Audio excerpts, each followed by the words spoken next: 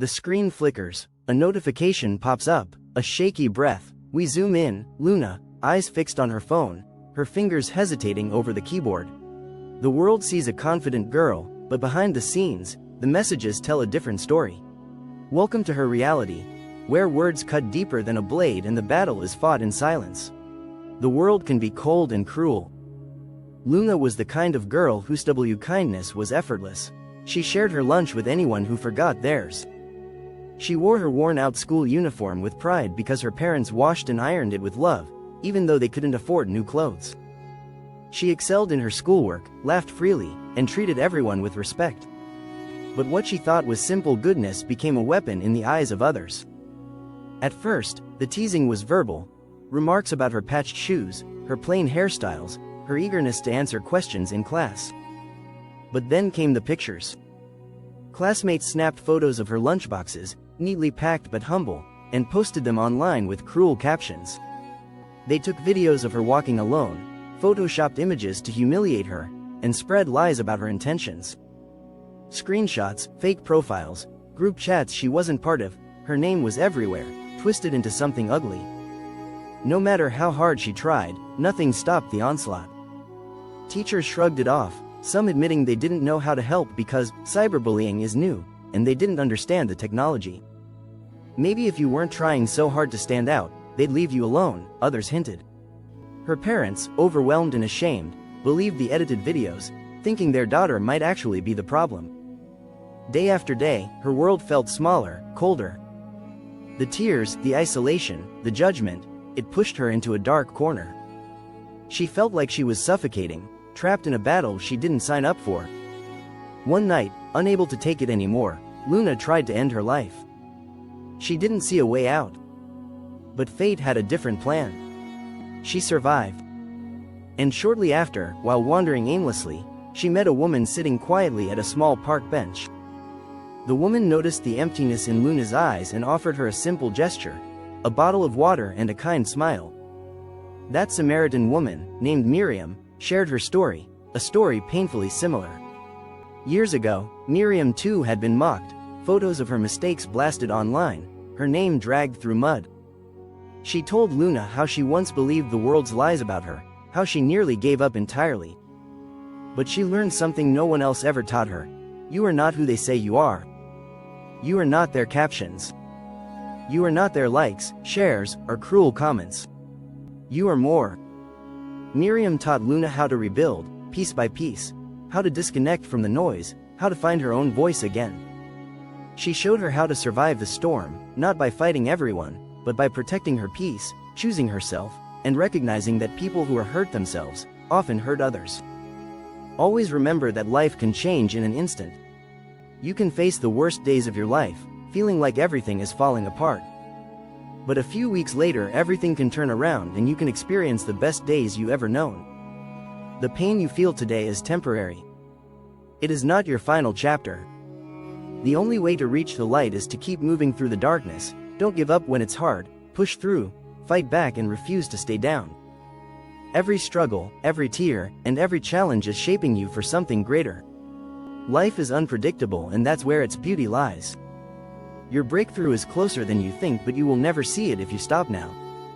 Keep your head high, your heart strong and your will unshaken. The best days of your life are still ahead of you. Just keep pushing through no matter what, stay patient, stay determined and trust the journey. The storm may rage today but the sun will shine tomorrow. Little by little, Luna began to heal. She never went back to that school, but she didn't need to. She enrolled in a different program, met new people who valued her for who she was, not for what the internet said about her. She even started speaking out, one day sharing her story to help others trapped in silence, showing them that one cruel comment does not define a life. Her scars didn't disappear, but they became her strength.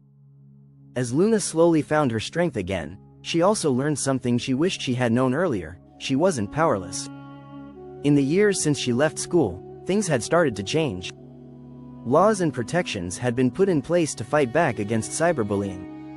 Governments, schools, and organizations began recognizing the devastating impact online harassment has on young people's, adults alike, the working class mental health and lives. Miriam showed her resources she could turn to, places where victims could report abuse, hotlines that offered emotional support, and legal steps available to hold bullies accountable. Luna realized she wasn't alone anymore. There were people fighting for kids like her, making sure no one else would feel as abandoned as she once did. And for the first time, she felt something she hadn't felt in years: safe. If only these laws were in place at that time, and if only there was someone like Miriam that time, Luna thought, that I did nothing wrong, that the perpetrators were suffering their own struggles and that they just wanted someone else to be responsible for their own shortcomings. That, what they did to me wasn't just cruel, it was illegal. Guess never too late. To anyone who feels like Luna, surrounded by whispers, judged unfairly, or trapped behind screens filled with hate, please remember this. You are not the cruel words spoken about you. You are not the photos, the videos, or the rumors. You are not the silence of those who failed to help you.